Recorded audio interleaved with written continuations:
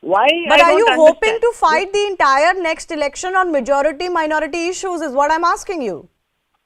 See, people of Karnataka are going to vote for developmental work of BJP. Okay. And People when of are we going to Karnataka talk are about going that is the issue. I've run out of We time, are unfortunately. A big thanks to all of our guests for joining us as they could. Time for me to wrap up. My colleague Anand is joining you next with the right stand.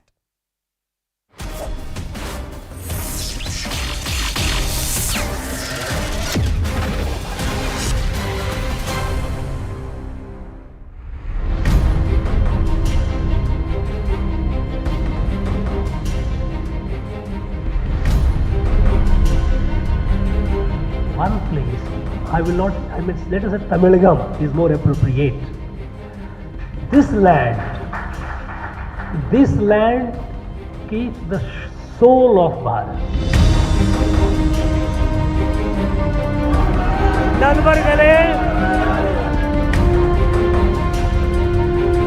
Protest is to express our displeasure against Mr. R and Ravi. He is just a spokesperson of the RSS. His view as regards Tamil Nadu and Tamilagam in the context that he used is really bothering the opposition parties.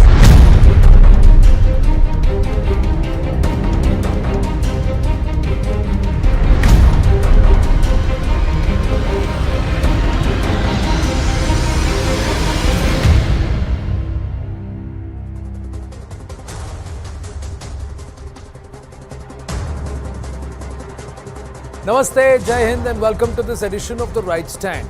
Between the Governor of Tamil Nadu and the Chief Minister of Tamil Nadu, who is taking the right stand remains the question. What the Governor proposes, the government under the Chief Minister disposes, and what the government under the Chief Minister proposes, the allegation is that the Governor disposes. This Governor versus government fight is not something which is a new one, ladies and gentlemen. But what we'll try and get to in this edition of The Right Stand on the debate is whether this fight is politics or is it core ideological, that someone is pushing for an ideological shift in the way Tamil Nadu sees itself or what Tamil Nadu stands for, or is it somewhere mixed? It's political ideology and somewhere is it all mixed? We'll try and understand this from where Governor R N Ravi is coming from and where Chief Minister Stalin and the government run by him, led by him, are coming from. Let's try and understand what happened in the Tamil Nadu Assembly. It's been building up over a period of time. Tamil Nadu, Tamilagam is the latest one in terms of the argy-bargy between the two sides. But what happened is at 11:25 a.m., Governor begins his speech in the Assembly. Then quickly thereafter, what happens is Varga Tamil Nadu chants are raised. Congress, VCK, MDMA, MLAs walk out of the Assembly. So the allies of the DMK walk out. Governor skips certain portions of the speech, and this is after the draft speech was sent to him and it was re-edited. Despite that, he skips those portions. We'll come to that. Chief Minister expresses regret after Governor skipped certain parts of the speech. The Governor's address is supposed to end with the national anthem. That didn't happen. The Chief Minister intervened, pushed for a resolution to strike down the Governor's words from the House note and also relax Rule 17 so as to use or accommodate the original speech. Governor walks out of the Assembly in the middle of the Chief Minister's speech. So the Governor just gets up and goes away. So who disrespected whom is also a question. What is the Governor? What did he skip? Let's try and quickly understand what are the portions that he actually skipped. The Governor skips portions of the speech saying government follows the ideals of Periyar, Kamarajar, Anna, Karunanidhi. Much acclaimed Dravidian model of governance. That part is skipped. Didn't read the speech prepared by the government, approved by him, is what the DMK is alleging and the government is alleging. Government delivering Dravidian model of governance. So this part was skipped. So vigorous, valor and all of those adjectives had been removed from the draft, but even much acclaimed Dravidian model of governance was not read. Governor acted against our principles and the government is the allegation. Highest priority to maintenance of law and order. This portion was also skipped, saddening against the traditions of the Assembly that this was not followed. Steps to ensure state a heaven or a haven of peace and tranquility. Violation of legislative traditions by the Governor, because these are portions of the speech that were skipped. Now, is the governor within his rights? Well, if it is a mutually agreed upon draft prepared by the government for the governor to read and the governor skips, then questions would be asked. But the governor is at liberty to choose what should be read and what should not be, and whether or not, because he's in a constitutional position. Let's quickly go across to Annamalai, joining us on the phone line. Tamil Nadu BJP Chief K. Annamalai. He's currently in Kerala on the way to Darshan at Sabarimala. Namaskaram, Vanakkam Annamalai ji. Thank you very much for your time. Let me quickly ask you your thoughts on the developments in the Tamil Nadu Assembly today. Anand sir, Vanakkam. What happened today in Tamil Nadu Assembly is really not a great sight, especially for democracy. The DMK government and especially the Chief Minister of Tamil Nadu is fully to be blamed for it. And even before the governor started his started his address, a section of the political party, especially the alliance partners of DMK, they started creating a ruckus, blaming the governor for not clearing the bill, blaming the governor for speaking about Tamil Nadu and Tamilagam, and they all staged a walkout, where the DMK, the speaker, fully 3-4 minutes without controlling them, they were enjoying those moments. They all went out. Then when the Honorable Governor started his address, it all went well. He just spoke whatever is supposed to be spoken. The Governor's address is supposed to be complete only when the national anthem is sung. But unfortunately here, even before that happened, the Honorable Chief Minister of the he started moving a resolution expunging the Governor's remark, which is uncalled for. Maybe which is the first time in Tamil Nadu's history also. But the Governor did not have a choice. He had to walk out. It's very fun. But Mr. Annamalai, the DMK alleges that this was a mutually agreed upon speech and the governor didn't read the full speech. So the Chief Minister only extended or requested the Speaker to relax rule number 17 and incorporate the whole speech. There is no rule in the Indian Constitution that whatever the state cabinet is giving, the governor has to read it in toto.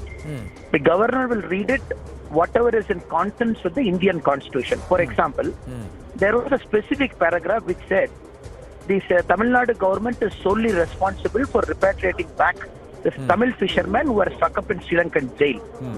And it was more on the appreciative side. We all know fully well that the external affairs is purely the domain of the central government. And even if all the Tamil Nadu fishermen, whoever is repatriated back, is due to solely the efforts of MEA, the central government. The governor just added the fishermen were brought back due to the efforts of the state government and central government. Maybe in my opinion, if the governor hasn't used the word called central government, which is against the ethos of constitution, as a state is claiming, it is doing an external affairs to the Sri Lankan government, it is talking on its own. Likewise, in another paragraph, the cabinet has given this draft speech to the Honorable Governor. The state is an oasis of peace. Maybe the governor felt it is not so. And just now a suicide bomb attack has happened in Coimbatore. 38 places after the PFI ban, petrol bombs were thrown. And last week in Chennai, a woman police constable was molested in a DMK public meeting. And governor did not want to talk about it. We have to understand, sir. DMK is building a fake narrative. Governor never added any paragraph of his own. The Honorable Governor never inserted his thought or his process. Whichever was not in consonance with the Indian Constitution, like the external affairs part, he skipped it. Whichever is not true, he skipped it. He added the central government line to it. Even the word called Dravidian Model of Development, I don't think the governor had a problem in reading out. But the word before the Dravidian Model of Development, in the draft speech apparently they have mentioned the vigor and the valor. The state is marching with the Dravidian Model of Development. When the draft speech was given to Honorable Governor on January 6th, we were told that the governor has sent back with some suggestion that the vigor and valor can be removed. It looks like a political speech. He can't utter those words. Then the words are not removed. Even after that, the governor has skipped that line.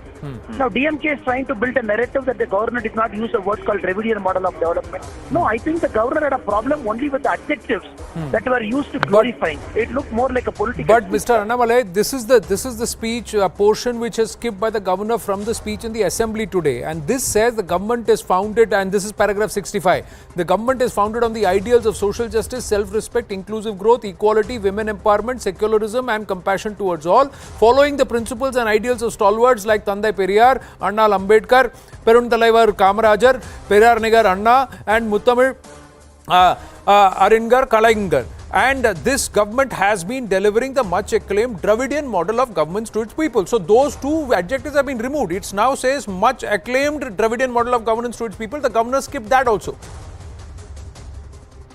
Sir, with respect to this specific paragraph, what problem the governor had and what is the to and pro communication that happened on January 6th and 7th, I'm not aware. But with respect to what I've spoken, which was against the constitution and more like a political speech, I fully believe governor was within his rights to reject it. And second, sir, in a democracy, it is not given that the state cabinet will write anything and give it as a draft address. The governor is supposed to read it. Yes, governor can't read his own address. That is a norm. But governor skipping or altering a particular word which he felt is not right, appropriate. DMK trying to make this as issue is not right, sir. And secondly, what is the respect you're giving to the governor? Let us go 3-4 months before whatever is happening. This is a state where a sitting DMK MP in front of the CM in Namakkali utters a statement. The conditions that existed for a separate state is still there in Tamil Nadu. Please don't force us to ask a separate state. The CM is smiling and listening to that. And every single day they create caricatures against governor, they demean his office, they do all sorts of things. And now the DMK crying foul within the assembly, and they should apologize to the Tamil people for insulting and demeaning the governor's office continuously, not today. Over the last many months after Mr.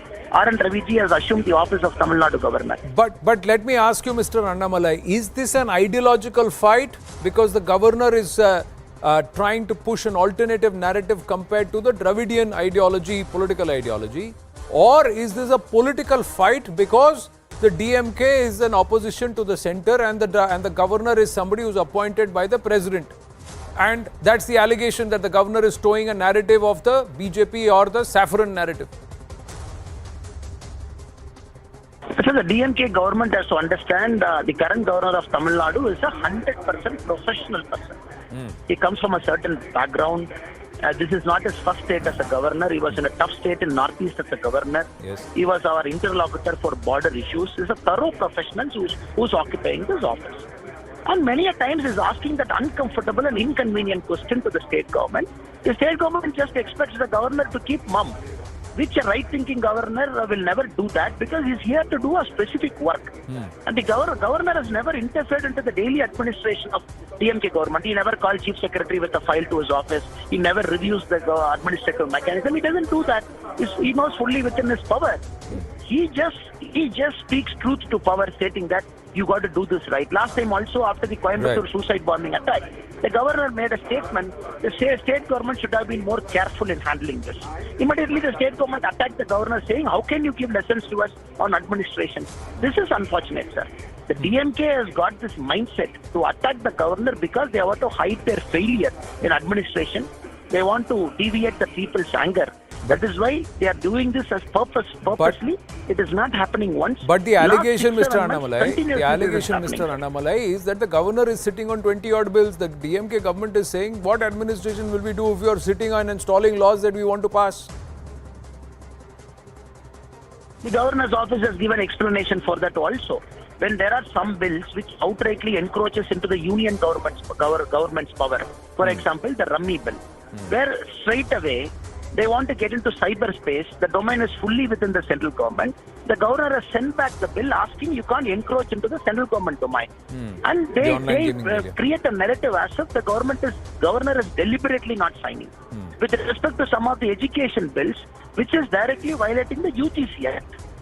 And they've got a problem with the Vice Chancellor appointment. They want political appointees to go and rule the rules. The governor has got a problem, sir.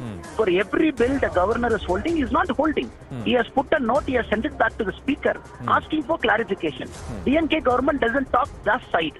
They talk only about the delay in the bill, not with respect to whether they have given clarification to the clarification thoughts by the government. Right. Mr. Annamalai, thank you for your time. I know you are just about to walk up from Pamba, so have a great darshan at Sabrimala. Swami Sharanam, Vanakkam. Thank you. So that was Mr. Annamalai, K. Annamalai of the BJP saying it is the DMK which is playing politics. Let's dive into the whole debate straight away, ladies and gentlemen. Is this fight political or ideological? And who's at fault? The governor or the Tamil Nadu government? S.G. Surya, Tamil Nadu State Secretary of the BJP is with us. T.R. Ramesh, President, Temple Worshippers Society with us. Kovai Satyan, AIADMK spokesperson from the Edappadi Palaniswamy faction is with us. But first, I'm going to go across to Mr. D.K.S. Elangovan, senior leader of the DMK. My namaskaram and vanakkam to everybody. Mr. Elangovan, how would you want to respond to what Mr. Annamalai has said? That the DMK government is being vicious and is pursuing a vendetta kind of agenda against the governor. No, we have nothing against the governor. We only say that whatever bills passed in the assembly, resolutions passed in the assembly are kept pending. But the governor is working for the BJP. He is not working for the state or the country. That is our charge. There are 20 bills which are pending, more than 20 bills which are pending. I don't know, I don't have the list. But even the bills which fall under state list in the constitution are pending with him. As far as this Rummy bill is concerned, we know how things happen. Even with regard to liquor, some states ban liquor. It is the right of the state. It is not a common subject. It is a subject which is going to protect the people of the state. When we find that about 20 people have died because of this Rummy, we thought that we should protect our bill, and the government of India does not care about it. So we passed a bill for which the governor, if he is really interested in the people's welfare, he should have given assent. Like that, many of the bills which falls under the state list is still pending with him, but he does all politics. He is propagating BJP ideas. That is what I say. The government of the people of Tamil Nadu have chosen DMK to govern. They have given only 4 seats to the BJP. But since he is the governor, he is in the office, holding the office of the governor, he is misusing his power to promote BJP and see that the BJP agenda is the domain of online gaming just a state subject, or is cyber security, cyber policy a national subject is one aspect? But you are saying there are many other laws as part of the state list which is also he is not signed. Is that his polite way of saying no? That's another point. But let me ask Mr. Kovai Satyan. Mr. Kovai Satyan, what do you think? Who's at fault, the DMK or the governor? Our party, AIADMK, is disappointed with the governor's address because there were a lot of expectations towards the people welfare measures and schemes. It was absent. However, the act of DMK today has brought a disrepute to the assembly, disrepute to the people of Tamil Nadu. DMK wanted governor to be the brand ambassador for all their fake narratives and false agenda and false achievements. When governor didn't give way, so this is not an ideological war, this is not a political war, this is a war of facts. You cannot expect somebody to lie through your teeth, like how Mr. M.K. Stalin and their fellow members are doing day in and day out. You cannot expect a governor to do so. Having said that, it is not unusual that a governor's address will not have an agenda with times. The schedule is fixed. The governor finished his address on time and he was waiting for Stalin to give the final vote of thanks, followed by the national anthem. Rather, Stalin chose to drive a cheap political narrative and to enact a drama in the public. And he stood up and he said, I'm diluting Article 17, I'm trying to bring in a resolution against the governor in front of the governor. For the first couple of minutes, governor was not aware what's happening because he couldn't understand the language. When he caught up his subordinate and asked him what's happening, when the subordinate briefed him saying that they are bringing a resolution but diluting Article 17, that's where the governor staged a walkout. So the message is clear and evident. You say something, you commit something, and finally you want to enact a drama to suit your own political narrative, trying to hoodwink people and trying to drive people to your narrative. That's what happened today. Mr. Elangovan? It is wrong. Governor has read the speech. He had given his assent. His assent is there on the papers.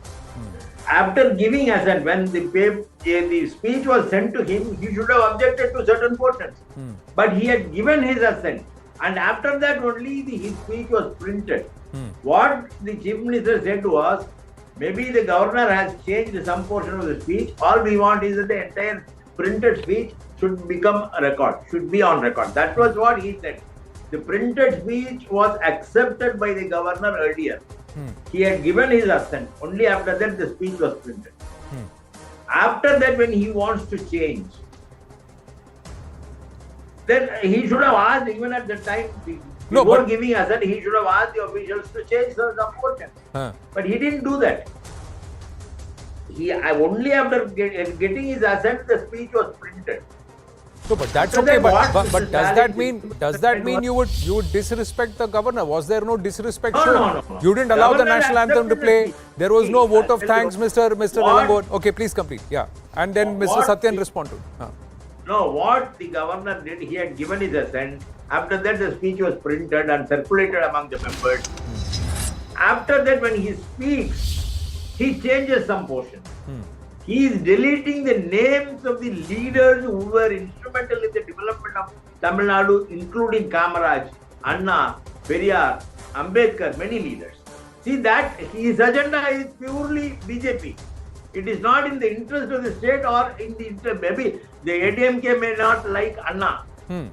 Because even though they have the name Anna, they don't care about disrespect shown to Anna. That is the point. That apart.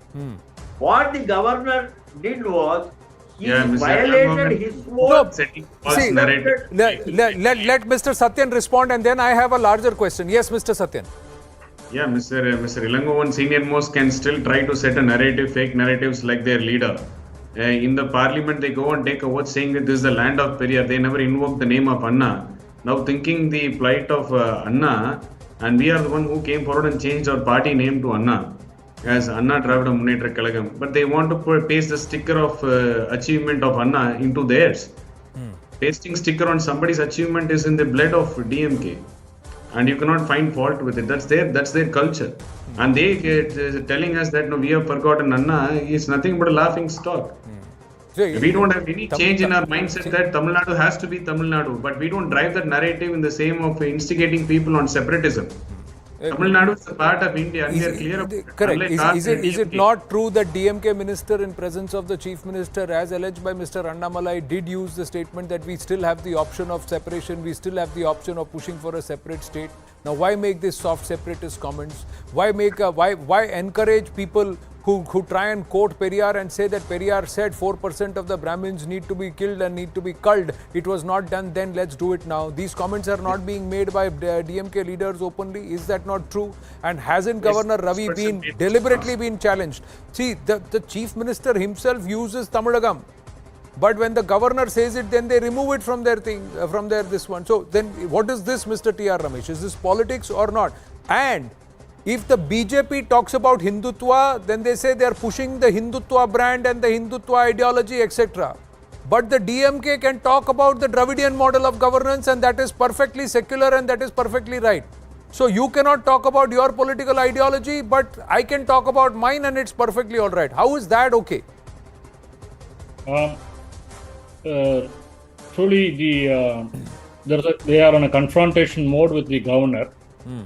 And they might even say that the governor is also on a confrontation mode with the government.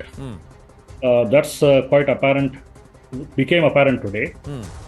DMK was always opposed to the post of governor. Even before coming to power in 67, Anandra used to say that the post of governor is as unnecessary as a beard to a goat. That's what he used to say. Correct. So he was totally against the position of governor. But after becoming chief minister, he said the governor is giving us good advice and all. Basically, we must remember the governor has been placed in the position, the constitution has placed him as a balancing act. A majority government, especially a brute majority government, cannot bulldoze certain things in the name of policy making or in the name of governance, etc., etc. There has to be a person through whom it has to go, and the person has to be not only a neutral, he has to be a completely third person. Correct. Non-political person. But what is happening in Tamil Nadu is a clear confrontation. I really think if Kalaignar Karunanidhi had been the chief minister, he would have completely avoided it. Not only that, he would not have allowed the confrontation to go to this level. Karunanidhi's experience with many governors have been not on a confrontantist mode at all. Today, there are many leaders in DMK who seem to be either showing to be more loyal than the king himself, or they are acting on their own. And the chief minister, 2 or 3 times, he openly said that I'm not able to control them, or I'm afraid what they will utter next and all that. And this is happening. But today, Honorable Chief Minister Stalin himself made a statement in the assembly to adopt the original speech. The governor, in his own right, has not used certain portions of the speech, which is fair enough, especially undefined things like Dravidian Model, and adding the names of leaders and say this is how the Dravidian Model is. It's something undefined they are trying to define through the mouth of the governor. That was really unpalatable for the governor, I would say, and he did not mention it.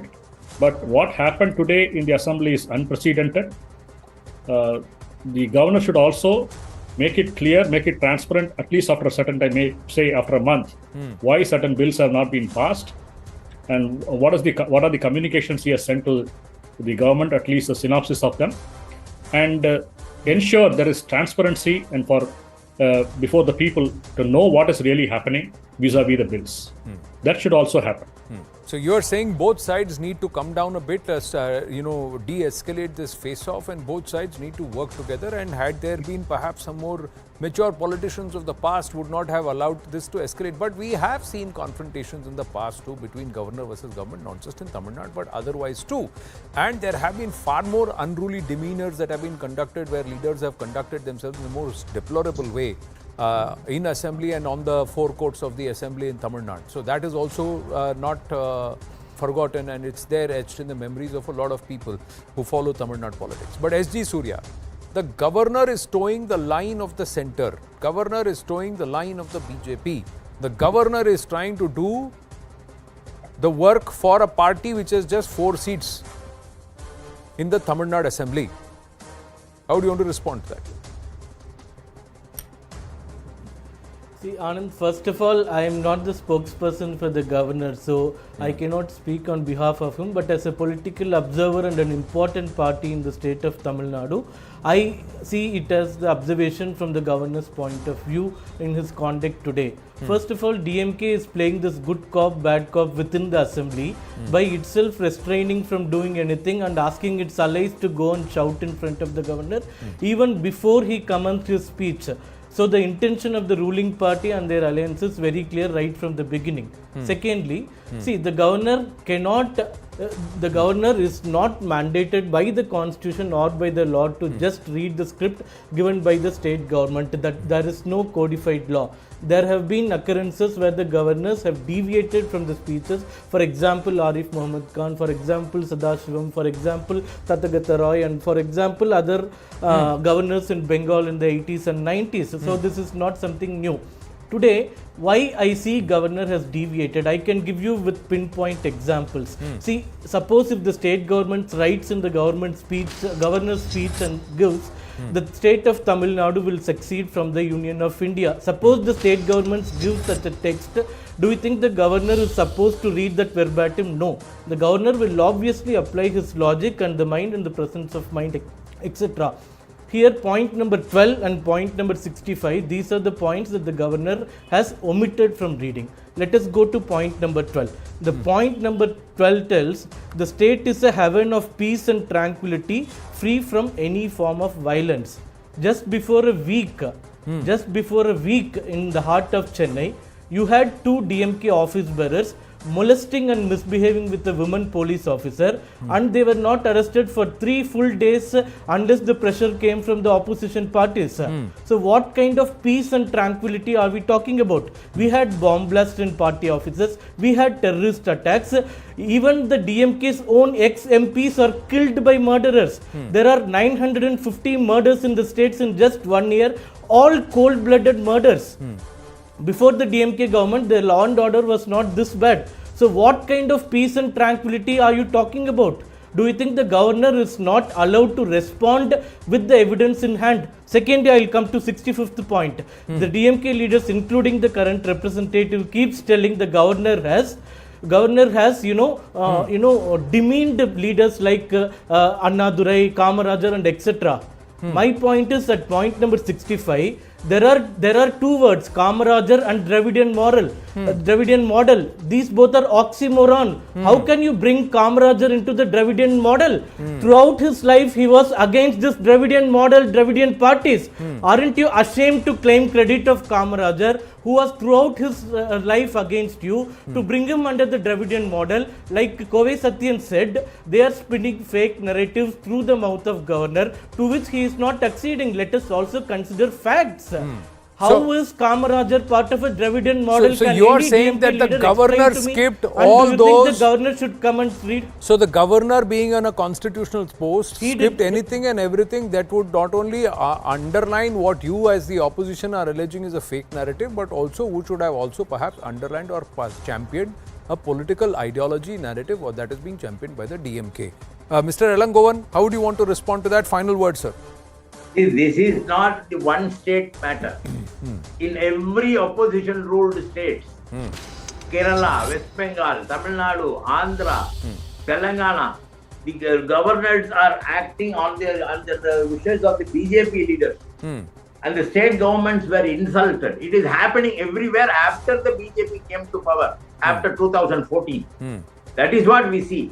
This is not new in India, only in Tamil Nadu. It is the same affair with every state wherever there is opposition parties are ruling. So they don't take one example. Governors are there to ensure, as he said, of course, if there is a law and order problem, governor, before giving assent to this speech, he should have deleted it. He should have asked the government to remove that. He didn't do that. He read the speech and had given assent. After that only. Correct, but while reading a speech, if somebody decides that they don't want to mention certain aspects, then shouldn't that be respected, or should that be disrespect outright, saying how dare you? I'm just leaving that. I was in Parliament for 11 years. Correct. Many speeches they say that the speech may be treated as laid on the House. So he learned it entirely. Correct, but that has to come from the governor. No, that has to come from the governor with the governor's acceptance. But that has not happened. It has not come from the govor's acceptance. It has come from the chief minister who's bulldozed and saying, "I'm going to push for a relaxation of the rule." Sir, so that's the perception. Sir, I have to wind up. This governor versus government will continue. We will take this forward. I've run out of time because when we come back, ladies and gentlemen, as we take a short break, it is going to be a conversation you have to listen to. This is the author of Kitne Ghazi Aaye, Kitne Ghazi Gaye. He is the one who's going to be taking the right stand, and we'll hear the right word. His book is releasing on the 14th of February as an honor or as a tribute to the Pulwama bravehearts. But General KJS Dhillon, you've got to listen to this one. Stay with us.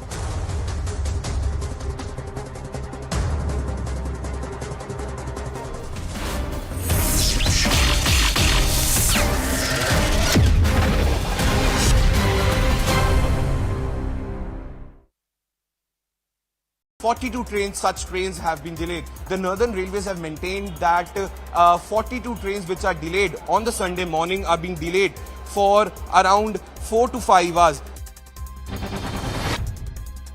Odisha CM Naveen Patnaik, along with Union Ministers Jyotiraditya Scindia and Dharmendra Pradhan, inaugurated direct flight services from Bhubaneswar to Rourkela. This move has been taken ahead of Odisha Hockey World Cup that will commence on January 13th. Naveen Patnaik also expressed his appreciation to PM Narendra Modi for his constant support. A leopard was rescued after it entered a house in Aligarh's Kasba Jawan village in Uttar Pradesh. According to reports, the big cat entered the home after being chased into it by villagers. The officials carried the big cat after it was tranquilized. The resident Sunita said that the leopard tried to attack her, but that she immediately hid in the kitchen. ऐसे मुझ पे बहरा के पड़ा तो मैं भागी थी धक्का लेके, तो वो तुरंत ही कमरा में घुस गया। कमरा बंद कर दिया था? नहीं, बंद नहीं कर पाए थे, इतना मौका ही नहीं दिया उसने। हम तो किचन में ही बंद हो गए। पड़ोस वालों ने दी है। हमने कहा था पड़ोस वालों ने खिच्ची मार रहे थे तो उनसे कहा, उन्होंने ये कही तुम आप लिख लो। मैंने कि हम नहीं निकल पाएंगे, शेर है इसमें और आप जाओ। उसने किचन पे बाहर नहीं किया, गेट पे नहीं, कोई नहीं बच पाते। वो तो कमरे में ही उसने इन्वर्टर वगैरह तोड़े हैं, लाइट वगैरह सारी खराब कर दी और ये मोटर वगैरह सब तोड़ दी उन्होंने। A criminal shot and injured a journalist identified as Rajesh Anal in Bihar's Siwan district. The injured journalist was admitted to Sadar Hospital in Siwan after seeing his serious condition. Rajesh Anal was returning home after closing a shop when two bike riders attacked him and fled after firing. Further investigation into this matter is on.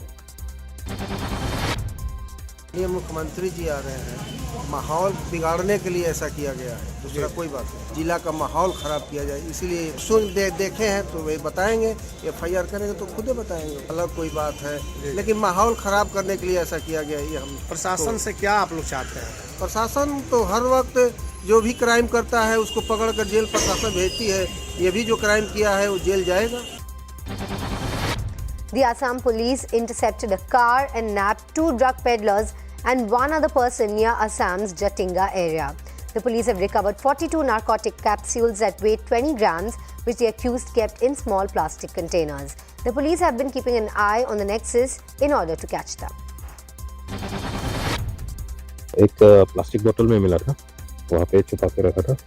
तो total 42 जो छोटा containers है वो मिला है और wait करने के बाद उसका अराउंड 20 ग्राम्स जैसा मिला है। जितना जो ऑपरेशंस चला रहे थे तो अलग अलग आदमी था, तो उनका जो सोर्स है या किसी का कुछ कांटेक्ट है उस हिसाब से हम लोग जैसे नज़र रखे हुए थे, जैसे इन्फॉर्मेशन मिला कि ऐसा ऐसा ला सकता है, तो उस हिसाब से हम लोग ये ऑपरेशन किया, तो आज सक्सेसफुल हुआ।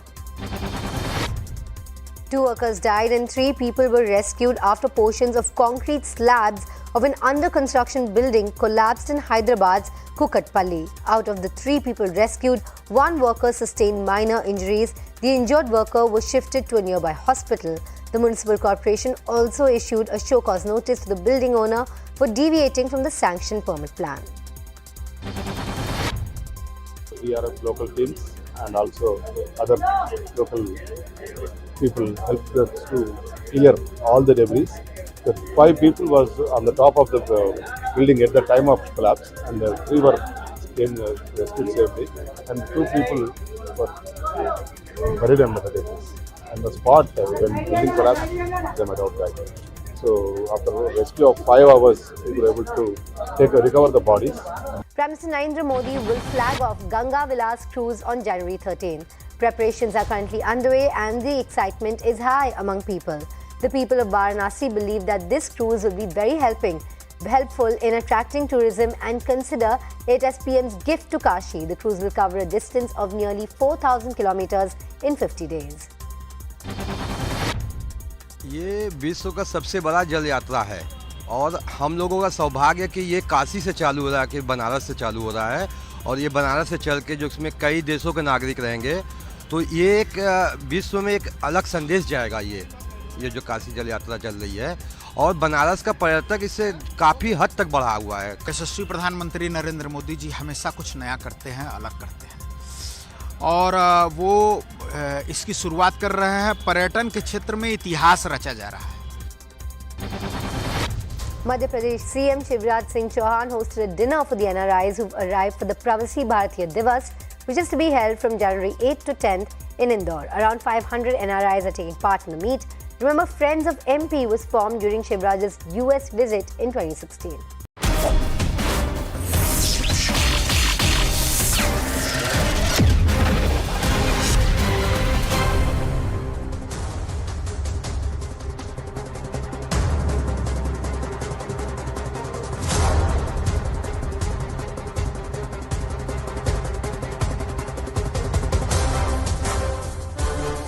नमस्ते, जय हिंद। कितने गाजी आए, कितने गाजी गए? Well, the man who's penned it all is with us. He's the former DG of the Directorate of Intelligence, Military Intelligence. He's also the former Deputy CDS. He's also the former GOC 15 Corps. Always been in the thick of the action. Or perhaps, let's say, the action follows wherever he goes. So he's into our studios, Lt Gen KJS Dhillon. Namaste, sir. Jai Hind. Thank you and Jai Thank you very much. This cover looks fantastic.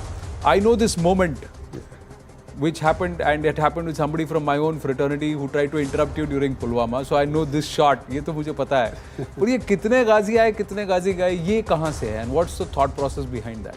वहीं से शुरू करते हैं. Title से शुरू करते हैं. Thank you and good afternoon to all your viewers.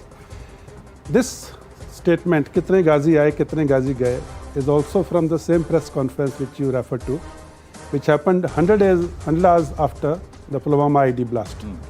It was on the morning of 19th February 2019, and I had just paid my last tributes to the officer and the men who had laid down their lives and made the supreme sacrifice while eliminating the module of Jaish-e-Mohammed, which had carried out the Pulwama ID blast.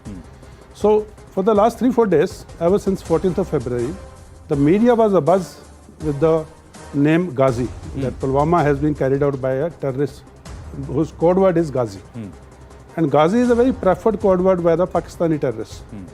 Since I have served multiple tenures in Kashmir, since my captain days of 1988, 1990, number of Ghazi terrorists whose code name was Ghazi were eliminated by us. So when this press conference was going on, a particular journalist asked me a question. Sir, is Ghazi dead?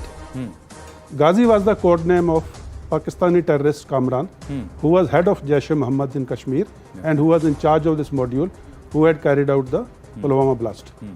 So when he asked me, is Ghazi dead? I didn't want to give much credence to the terrorist. I said, kitne Ghazi aaye, kitne Ghazi gaye. Parwah nahi hai, we are here, don't worry. So this punchline became so viral that the young officers in Kashmir, on their company operating basis, they started putting it on the gate. Kitne Ghazi aaye, kitne Ghazi gaye. And rest is history, and so is the title of the book. Correct. So, and somewhere that is your life story. So that's what you're saying. But the book is not yet out. It's not yet out. There is still time. Yes. There is still, I think it's coming out sometime in February. Yes, 14th of February is a tribute to the Pulwama bravehearts whom we lost. The book will be released on 14th of February. Pre-orders are already on, and there's a great response from the... I can see the response. Your right hand is looking bigger than the left hand. So many aapne sign kiya, because you have promised that whoever pre-orders will get a signed book. I have signed thousands and thousands of copies, which have already been pre-ordered. So how many have you signed so far, and how many do you have to sign?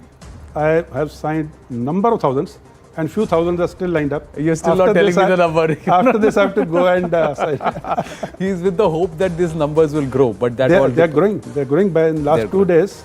Ever since I started signing, it has grown by few thousands. Few thousands. Yes. Are you surprised? Are you surprised, or are you pleasantly surprised that people now want to read the story of a soldier? When I thought of writing this book, idea was to tell the country as to what exactly happens in Kashmir. From the perspective of a young captain of 1988-90, that is when the Kashmiri Pandits exodus took place. Correct. I was there. And then multiple tenures there afterwards, ups and downs of spikes of terrorism. And then Pulwama, Balakot, and abrogation of 370, which I saw the whole thing through. Right. So I wanted to give a glimpse of it, as also what beautiful place Kashmir is, what beautiful people Kashmiris are, what culture. So I wanted to tell everything about that, including Rashtriya Rifles, the best counter-terrorist force in the world. But everyone sees the end product. Correct. Everyone looks at this Lt Gen KJS Dhillon or Tiny Dhillon as some cult figure. They do not know that this boy of 3 years of age, who had multiple adversities in his life, who fell, who got up, who fell again, who got up again, he failed. He failed again. He got up, he said, oh no, I will move. And this story needed to be told. People should not go away with the idea that someone who is successful has been successful or has been blessed by the God from day one. The last chapter of the book is God's favorite child. And that sums up my life story. Wow. God has been always very kind to me.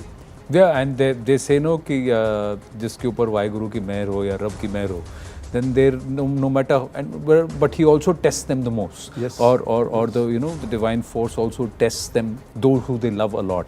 So they say that. But are you spiritual? Do you believe that there is a certain element? I'm spiritual to the extent I pray for the well-being of my men. I always say a prayer before I leave my company post or my operating base for the well-being of my men.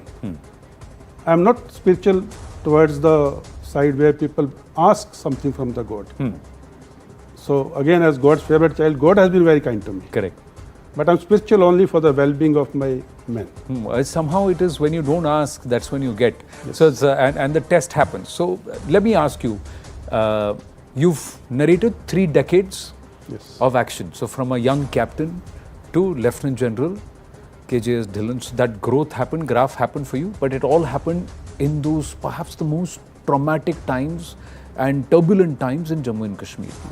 How did it affect Jammu and Kashmir socio-economically? This is a question that's been hanging over us where, the last time when we were having this conversation. So let's take it from there. See, how this 3 decades plus of turbulence, terror perpetuated by Pakistan, the narrative building. If I'll take a little time on this, how it affected the society's fiber, that is Kashmiri Muslims, Kashmiri Pandits, Kashmiri Sikhs, Hindus, Christians, Buddhists, and how it affected the society per se. See, when in 1988, when I went there as a captain, the animosity was visible in the air. आप हिंदुस्तान से आए हो, ये आपका India नहीं है. Such like statements are very common, even by a normal shopkeeper. Now today, those statements are not made. Not made. Today, when you walk in the bylanes of Srinagar or Dal Lake, on the banks of the Dal Lake, you are an Indian, and the person who's giving you a chart or a fruit chart is also an Indian. So, coming back to your question, what happened? In 1988, 89, 90, when the Kashmiri Pandits left, when the exodus took place, part of Kashmiri society, I say it again and again, Atma nikal gayi Kashmir ki, Kashmiri Panditon ke saath. And what was affected the most was the Kashmiri education system. Because Kashmiri Pandits were the mainstay of education system. The schools in the rural areas are wooden structures in those days. I have seen myself terrorists burning them down. On the pretext that security forces will come and stay in them. They burn them down so that the education collapses. Then for 30 years, Hartali Dor, the Hurriyat would call for a Hartal, call for a Bandh, and there will be a Bandh. Other day I was on a program when you said this year more than 250 days of 280 days plus 280 days plus zero Hartal. Now I want to go back to that point again. There were days when there were schools were shut for 300 days out of 365 days. And then at the end of the day, the children were compulsorily promoted to the next class because they've never had a schooling. So what happened? It was okay till 7th, 6th, 8th. But when they came to 10th and 12th, they did not have the educational base. And when they were trying to compete for admission into good colleges or competitive exams for civil services and all, or some professional colleges, they were lacking behind. That is where I'm saying it affected them socially, economically, educationally. The tourists were not coming because of terrorism. Economics was getting affected. The people who had bought sumos on EMIs from the bank, they could not repay the EMIs. Now when, and 1990 is the time when the economy of India opened up to the world. Correct. And we saw the booms of economic thing happening in India. And 1990 is the time when terrorism hit Kashmir. Correct. So these 3 decades when India and world were growing, Kashmir was going down. So this is how social, political, economic effect happened in Kashmir. The youth today is finding it difficult to get a job. There are no jobs within Kashmir. And where does he go? He only can go to the terrorism. So Pakistan wanted this only. The youth should come as a cannon fodder and join the ranks of terrorists and get killed in a week or 6 months. But sir, beyond doubt, you're convinced that it has always been Pakistan. Because there are others who try to say it is homegrown. You know the narrative setting which happens. Inko terrorists mat bolo, inko militants bolo. ये freedom की एक struggle है, plebiscite की struggle है, self-determination की struggle. This is all being said, and it was also part of the political lexicon. For a large part, the soldier was always blamed. The soldier was the one keeping you safe. You were hiding behind soldiers as your security cordon, but indirectly you were telling blame the army. Didn't it frustrate you? Did you get angry? And did you feel that there are local elements also who are actually pushing the enemy's narrative?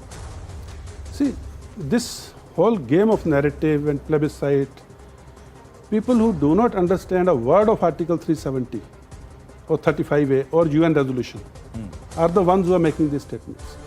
The United Nations resolution, which Pakistan keeps harping upon, and all the Pakistan's narrative building is based around that. United Nations resolution is in 3 parts, and all the 3 parts are sequential in nature. Ji. First part is Pakistan will withdraw all its forces, all its men from the erstwhile state of Jammu and Kashmir, and it will stop supporting any terrorist activity or activity which is not good for the state of Jammu and Kashmir. That is part 1. That means it will withdraw from including areas of Gilgit-Baltistan, including areas of Pakistan-occupied Kashmir, and it will not interfere in any manner in the internal affairs of state of Jammu and Kashmir. Second part is Pakistan having done that, and a particular committee will be appointed, they will oversee this. Then Indian forces will withdraw, but leave behind a portion which will assist the civil administration in local law and order situation.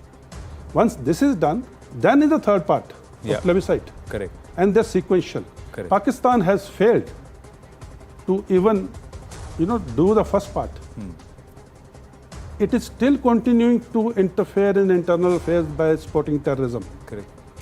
With men, the manpower, the equipment, the resources, the money, and the narratives. But you see there Pakistan, Prime Minister after Prime Minister, Ambassador after Ambassador, politician after politician, their entire narrative in Pakistan is Kashmir. They say it's a struggle. They have, till India resolves it, they will be the struggle. So they are justifying terrorism, they are justifying killing innocents, they are justifying Pakistani bullets taking innocent lives in this name of struggle worldwide. And they seem to be getting support on that narrative. How would you respond to that? I'll respond in 2 manners, or rather 2 aspects. The second one first. Ji. As a soldier, my response is take the battle into enemy territory. घुस के मारो. उधर जाके घुस के मारो, and Balochistan freedom struggle. We must support wholeheartedly with full resources and the diplomatic efforts at our hand. And be public about it. And be public about it. There is a struggle going on there. As a nation, we must support them. That means take the battle into enemy camp.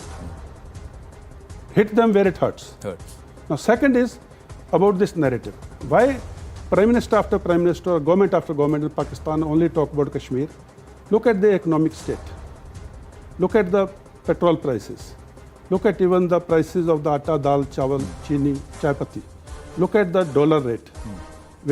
Look at the external debts. How much they have to repay.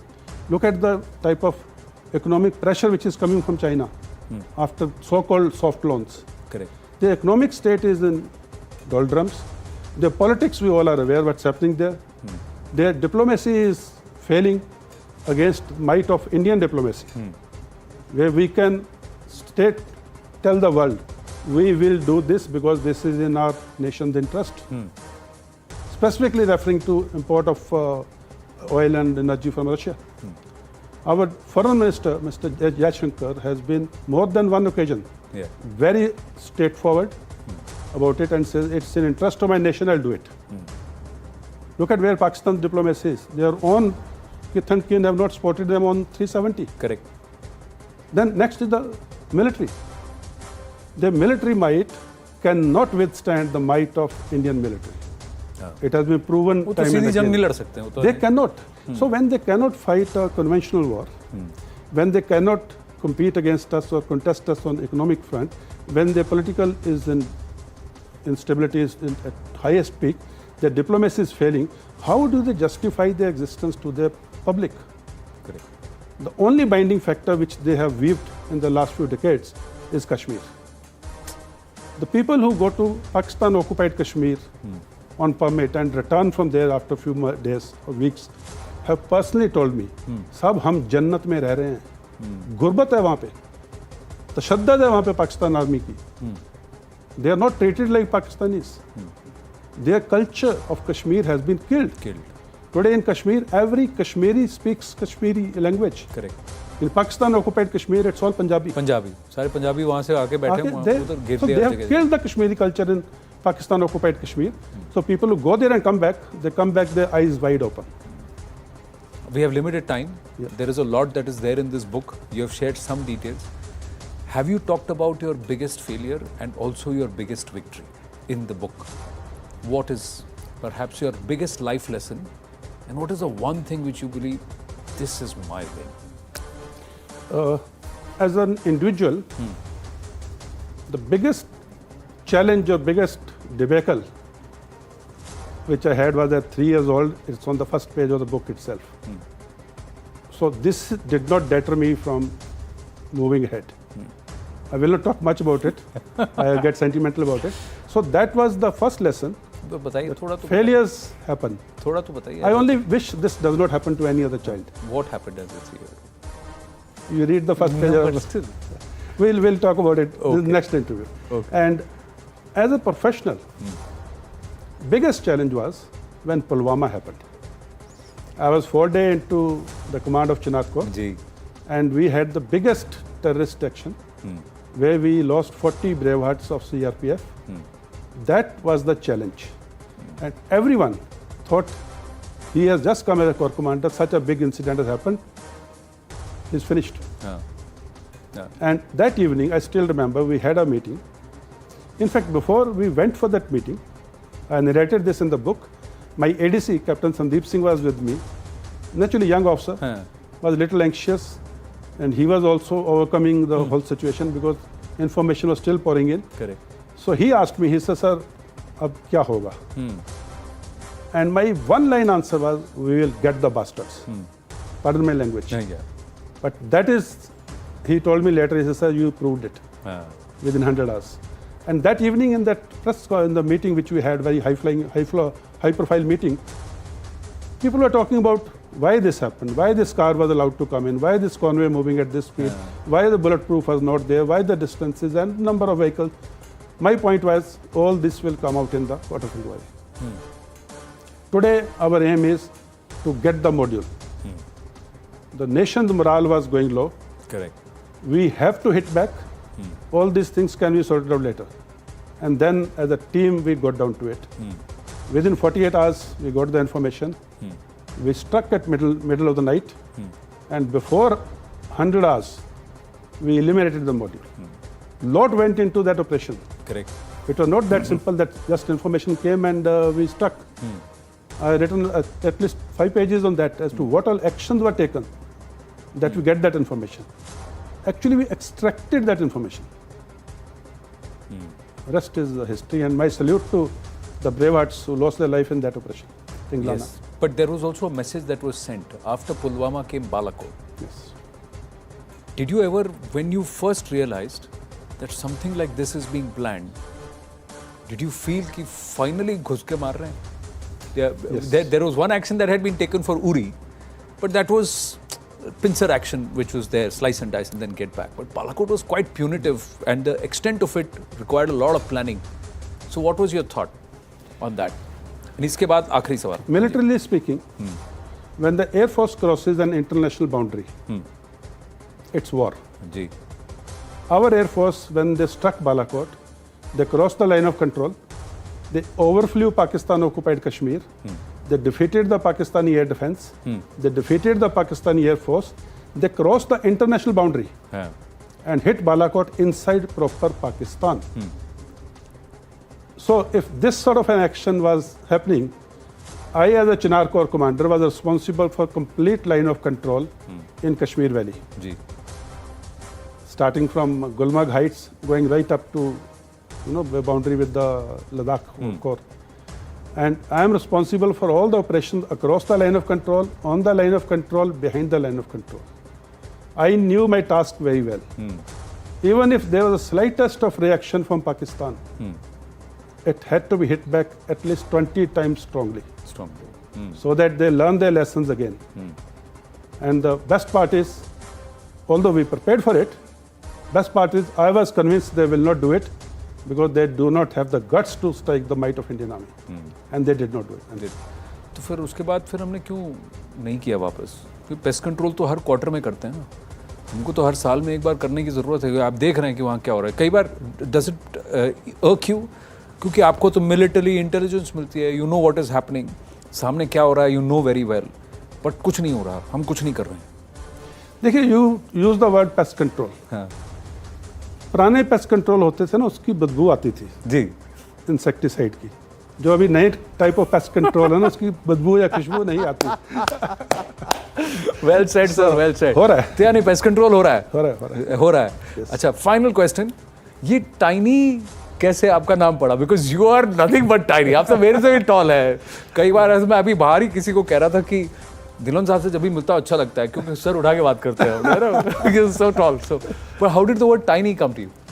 Tiny is my unit where I was commissioned in 4th Battalion, the Rajputana Rifles, for Rajdev. उस unit में there was a small little tradition. They would name the new officer or the young officer opposite to what his personality is or what his looks are. The most meticulous officer was named Goofy. Goofy, okay. And another officer who is equally tall, senior to me, he is named Shorty. Shorty, acha. Someone was named Mini. Mini. So there are different names given in that unit, and this name stays with you. Correct. Even on the radio set, you don't call out your official call sign. You only say Tiny for Shorty or Tiny for Goofy. That also has inherent security built in. Anyone who's intercepting, correct. If you say Kilo 8 or Alpha 1, he would know what Alpha 1 stands for. But correct. When you say Tiny for Shorty, he doesn't know what Tiny or Shorty stands for. Stands for. So it's a small little thing, but it's a good tradition in that unit. Lovely. So on that note, we will pause this conversation till the 14th of February when the book is out, and then after I have gone through those particular pages, आपसे ये वादा ले रहा हूँ that you have to come back and have a longer conversation. Definitely. Thank you very much, sir. All the very, very best. Thanks, sir. All the very, very best. Thank you and Jai Hind. Jai Hind, sir. Jai Hind.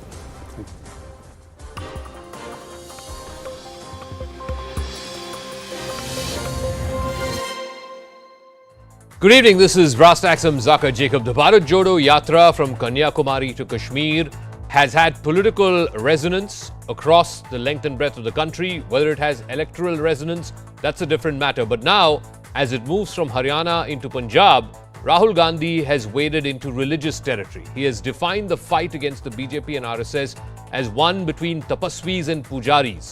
He says the BJP only wants those who do their puja, and that it is an insult to true Indians who are tapasvis. The BJP has hit back saying that Rahul Gandhi is once again dividing and insulting Hindus. But the larger question, Rahul Gandhi's image undergoing a change during Bharat Jodo. Even the BJP now is not attacking him using pejorative terms like Pappu. But does that necessarily mean an electoral transformation? Does that necessarily mean that it will result in more votes for the Congress in 2024? But first, the story. ये देश तपस्वियों का है, ये देश पुजारियों का नहीं है। रियलिटी इस देश की ये है। और अगर जैसे मैंने कहा इस देश को सुपर पावर बनना है जो आप कहते रहते हो, तो तपस्वी की रिस्पेक्ट करनी पड़ेगी, उत्पादक की रिस्पेक्ट करनी पड़ेगी।